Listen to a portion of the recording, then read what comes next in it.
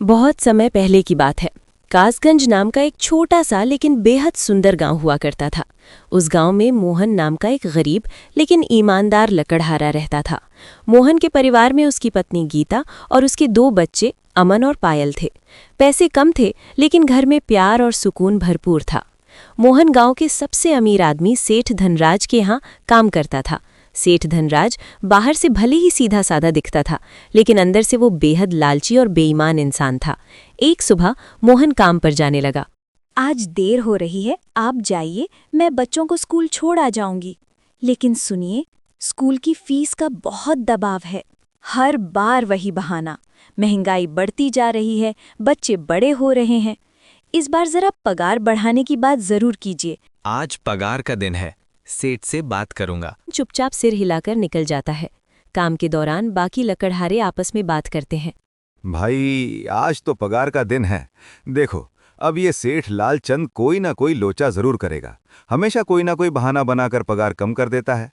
और अगली बार तो मेरी आधी पगार काट ली थी, ये कहकर कि जो मैंने लालचंद जी से 1500 रुपये उधार लिए थे उसका ब्याज बढ़कर 2000 रुपये हो गया है।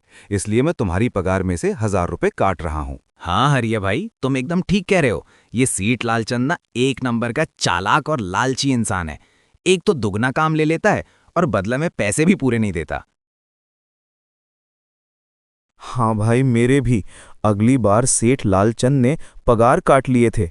मैंने बस 2 छुट्टी ली थी जब मेरी बिटिया बहुत बीमार थी, और इस लालचंद ने इस बात का फायदा उठाकर मेरी पूरी आधी पगार काट ली। हे भगवान, बस सेठ जी इस बार मेरी पूरी पगार दे दें। बच्चों के स्कूल की फीस भी धरनी है। देखो भाइयों, अभी मेरे पास तुम्हें देने के लिए पैसे नहीं हैं। अभी माल नहीं बिका है, सारा माल गोदाम में ही पड़ा हुआ है। कल या परसों तक तुम्हें तुम्हारी तनख्वाह मिल जाएगी।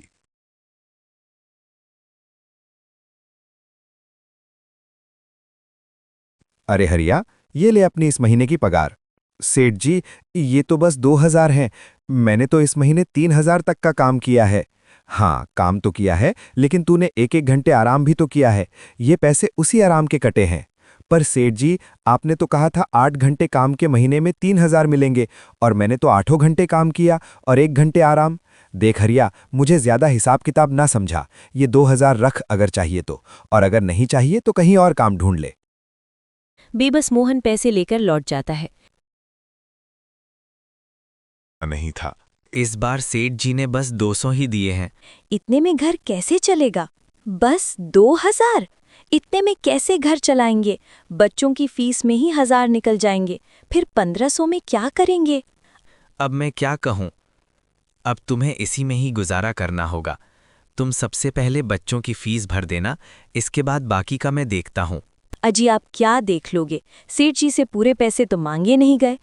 पर सेठ जी ने साफ इनकार कर दिया और कहा, ये लेना है तो लो, वरना कहीं और काम ढूंढ सकते हो। मैं सोच रहा हूं कि लकड़ी काटने के बाद मैं कहीं और भी काम ढूंढ लूं। सेठ जी के यहाँ से काम करने के बाद मैं दूसरी जगह पर काम किया करूंगा। इससे कुछ ज़्यादा आमदनी हो जाएगी। आज ही मैं सेठ जी के यहाँ पर काम करने के बाद और भी जगह काम ढूंढने जाऊंगा। इतना कहकर रामू काम पर निकल जाता है।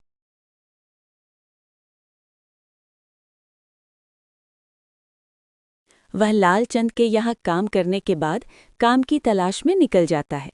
रामू पूरे गांव में काम ढूंढता है, दुकानों दुकानों पर जाकर लोगों से काम मांगता है, मगर हर जगह रामू को केवल निराशा ही हाथ लगती है। अंत में थक हार कर रामू वापस जाने लगता है। जाते वक्त मोहन पर भैंसों का झुंड दौड़ पड़ता है।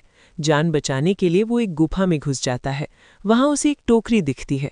अचानक एक आवाज आती है, रुको, ये टोकरी साधारण नहीं। मुझे माफ करना, आप जो भी हों, कुछ भैंसों का झुंड मेरे पीछे पड़ गया था और उनसे बचने के लिए मैं इस गुफा में आकर छिप गया, और फिर मेरी नज़र इस टोकरी पर गई।